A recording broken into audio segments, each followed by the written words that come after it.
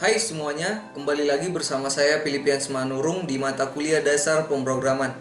Pada minggu ke-6 ini, kita akan mempelajari tentang fungsi pada bahasa pemrograman C.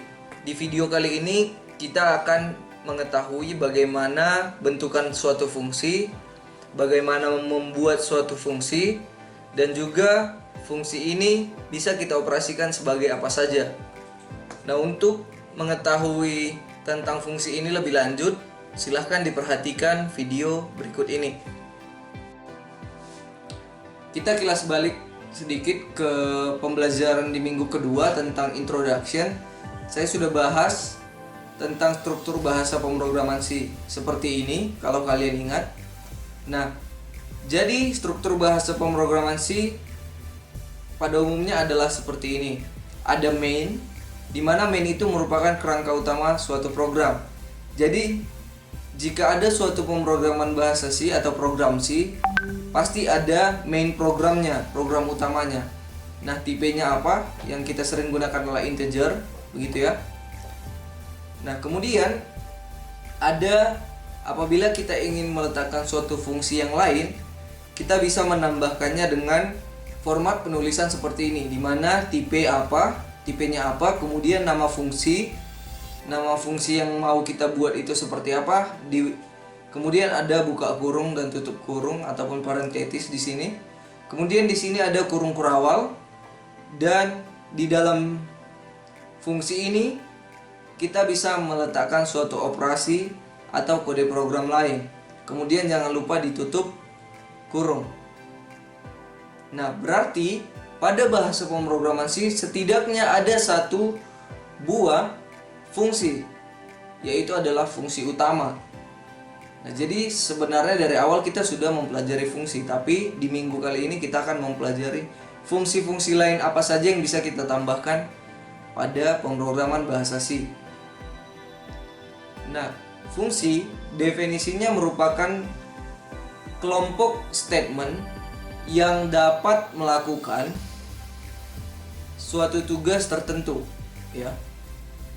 Jadi dia adalah sekumpulan statement yang bisa mengerjakan sesuatu. Seperti yang saya katakan tadi, bahwasanya ada main C, ya, ada fungsi utamanya. Jadi itu mengerjakan juga suatu task tertentu. Nah, benar yang saya katakan di awal tadi, bahwasanya setiap bahasa pemrograman C ataupun C program memiliki setidaknya satu fungsi, yaitu adalah main, buka kurung dan tutup kurung di sini. Oke. Jadi jika kita ingin menambahkan fungsi-fungsi lain juga boleh. Nah, untuk pembelajaran di minggu ini kita akan mempelajari tentang bagaimana memanggil suatu fungsi. Kemudian yang kedua, kita juga bisa membuat fungsi tetapi dapat memanggil value. Yang ketiga, fungsi dapat juga kita buat untuk memanggil referensi berdasarkan referensi. Nah, kita akan bahas dan kupas ini satu persatu di video ini. Nah, silakan kalian perhatikan kode program yang pertama. Kode program yang pertama adalah calling function.c. Nah, kalian bisa memperhatikan di sini hashtag include stdio.h ini merupakan pemanggilan library. Kemudian di sini kita akan menginisialisasikan satu buah fungsi yang baru selain dari fungsi main yang sudah ada tadinya. Nama fungsinya adalah fungsi, saya buat di sini. Kemudian ada indikator atau parameter pada fungsi ini, yaitu ada integer A, integer B. Di sini tidak lupa titik koma ya. Nah, sekarang kita masuk ke main programnya. Ini main, berarti ini adalah fungsi utamanya dan ini adalah fungsi tambahannya tadi ya. Dimana kita inisialisasi dua buah variabel dengan tipe datanya yang sama, yaitu adalah integer. Kemudian ada variabel yang ketiga, variabel result, dan tipe datanya juga integer. Nah, di sini akan diminta user untuk memasukkan nilai untuk si variabel X dan juga variabel Y. Oke. Karena ada fungsi scanf di sini ya. Scanf adalah untuk meminta user untuk memasukkan suatu nilai. Oke. Di mana pada baris ini terdapat assigning value dari variabel result, di mana result itu adalah fungsi buka kurung x, y. Jadi variabel result nilainya adalah berdasarkan nilai dari si fungsi x dan y. Nah, parameter yang dipassing adalah nilai si x yang akan dimasukkan oleh si user dan nilai si y juga akan dimasukkan oleh si user. Nah, kita akan bergerak ke fungsi ini. Karena program C adalah dieksekusi berdasarkan baris per baris, dia akan masuk ke fungsi terlebih dahulu ya. Dimana fungsi integer A, integer B. Jadi kita panggil tadi di sini adalah fungsi yang dipassing adalah nilai si X dan nilai si Y. Oke, berarti nanti di sini adalah fungsi X, Y. Oke. Nah, jadi di fungsi ini ada juga inisialisasi, kita buat integer hasil, ada variabel hasil gitu ya. Kemudian hasil adalah A, B, di mana A itu adalah berdasarkan format penulisannya. Tadi kita buat yang dipassing adalah si X dan Y. Oke, di sini kita inisialisasikan bahwasanya integer A, integer B. Berarti A akan merujuk ke si X, B akan merujuk ke si Y. Berarti kita sudah bisa memanggil kedua variabel ini, A dan juga B. Dimana kita buat hasil operasi dari variabel hasil adalah variabel A dikali dengan variabel B. Jadi kalau misalkan nilai si X adalah 3 dan nilai si Y adalah 5, berarti fungsi 3,5 di sini ya. 3,5 kemudian akan dipanggil fungsi ini ya tadi ya. Fungsi di mana integer A, integer B. Berarti integer A itu adalah 3, integer B sama dengan 5. Maka hasil sama dengan 3 dikali 5. Oke, return. Kita kembalikan nilai dari variabel. Return ini mengembalikan nilai dari variabel ya. Kita kembalikan hasil. Oke, return value berarti 3 dikali 5 adalah 15, dia akan return 15. Hasil dari fungsi ini yang akan dipassing adalah 15. Maka result sama dengan hasil dari fungsi ini tadi 15, maka resultnya adalah 15. Nah, untuk mengetahui apa yang menjadi keluaran dari program ini, silahkan kalian ketik kode programnya dan kalian perhatikan apa yang menjadi keluaran dari program ini. Pada program yang kedua, kita akan mencoba mengetahui bagaimana pemanggilan value menggunakan fungsi. Kalian bisa mengetik kode program ini dan di sini ada fungsi lain di mana tipenya adalah void dan nama fungsinya adalah change di sini ya. Nah, parameter yang akan diperhitungkan adalah integer X dan juga integer Y. Nah, kita langsung masuk ke main program. Di sini ada main. Nah, di main program kita inisialisasi dua buah variabel dengan dua value yang berbeda juga, tapi tipe datanya adalah sama. Di mana variabel A nilainya adalah 100 dan variabel B nilainya adalah 200 dan sama-sama tipe datanya integer. Nah, kita akan tampilkan ke layar sebelum fungsi change, nilai A adalah %D, ini adalah format specifier untuk memanggil variabel dengan tipe data integer. Nah, variabel yang akan dipanggil adalah variabel A dan juga nilai B adalah begitu juga ada format specifier di sini yang akan dipanggil adalah variabel si B. Maka pada baris ini akan ditampilkan ke layar sebelum fungsi change nilai A sama dengan 100 dan nilai B adalah 200. Kemudian kita panggil satu fungsi lain yang adalah fungsi change dan parameternya adalah A, B, di mana A tadi 100, B-nya adalah 200. Berarti change 100, 200. Kita akan masuk ke fungsi change.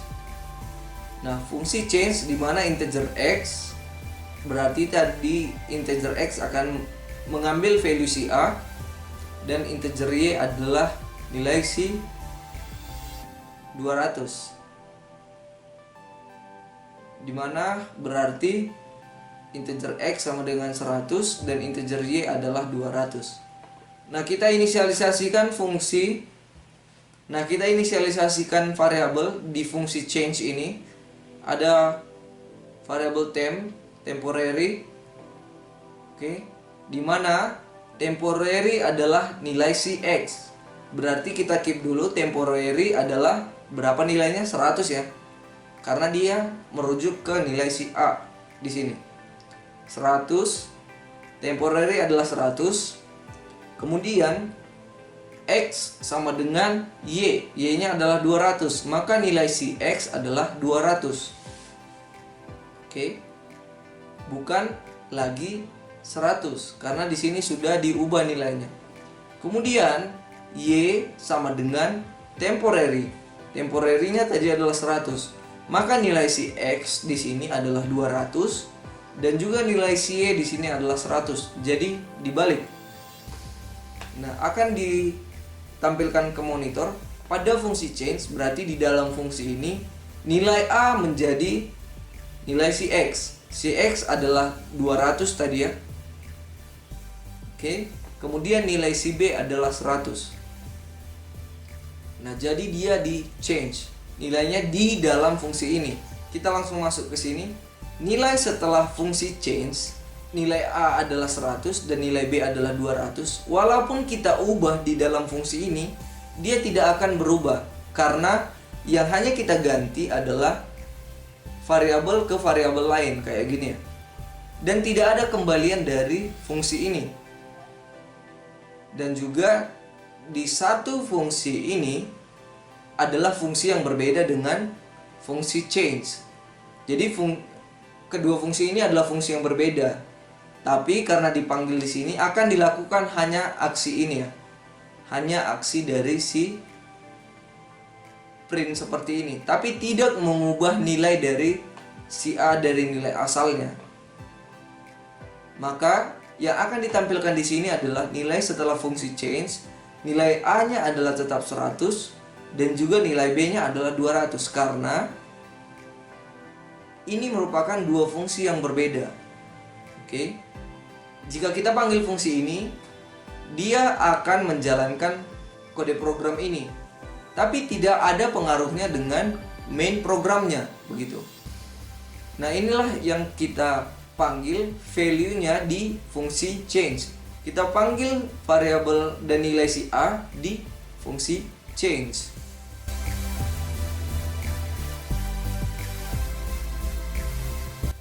Nah, kita masuk ke program yang ketiga. Program yang ketiga adalah call by reference. Nah, pada program ini kita akan mempelajari bagaimana suatu fungsi bisa merujuk ke alamat dari variabel lain. Oke. Nah, di sini kita inisialisasikan suatu fungsi namanya change, namun parameternya adalah integer pointer x. Nah, di sini ada asterisk ya atau simbol bintang. Nah, bintang ini adalah pointer, di mana pointer akan merujuk ke alamat memori. Oke. Nah, di sini ada alamat merujuk ke alamat memori yaitu pointer x dan juga pointer y. Nah, kemudian ini sama seperti tadi, ada dua buah variabel A dan B, masing-masing 100 dan juga 200.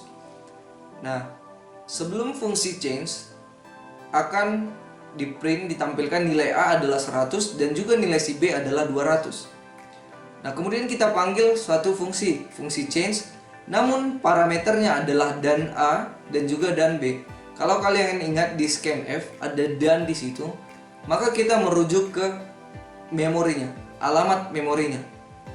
Oke, alamat memori si variabel A yang dialokasikan pada memori ataupun pada RAM. Kemudian alamat memori dari variabel B. Nah, bukan nilainya, bukan si 100, tapi kita langsung merujuk ke alamat memorinya. Nah, langsung kita masuk ke sini di mana change parameternya adalah integer pointer x. Maka integer pointer x ini adalah menghold alamat dari si variabel A. Kemudian integer pointer Y akan menghold, menahan alamat dari si variabel B. Nah, pointer ini bisa merujuk ke alamat, tapi kalau integer X saja tidak bisa. Oke, kita masuk ke sini. Ada inisialisasi variabel temporary, di mana temporary sama dengan pointer X, di mana tadi pointer X merujuk ke alamat si A di sini. Oke, berarti kalau alamatnya yang dirujuk, maka nilainya juga ikut. Bagaimana kita mengambil langsung memorinya? Berarti kan value-nya diletakkan di suatu memori. Kita ambil memorinya. Berarti memorinya juga kita ambil dan juga nilainya ikut serta. Berarti temp sama dengan alamat memori dari si A.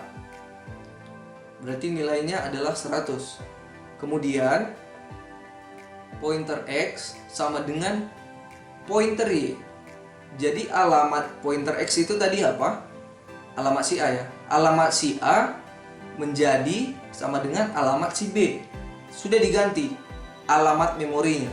Oke, memorinya yang kita ganti. Berarti si A menjadi alamat memori si B. Kayak tadi saya katakan bahwasanya kalau kita ambil memorinya, maka nilainya juga. Maka si A sudah berganti. Oke, menjadi 200.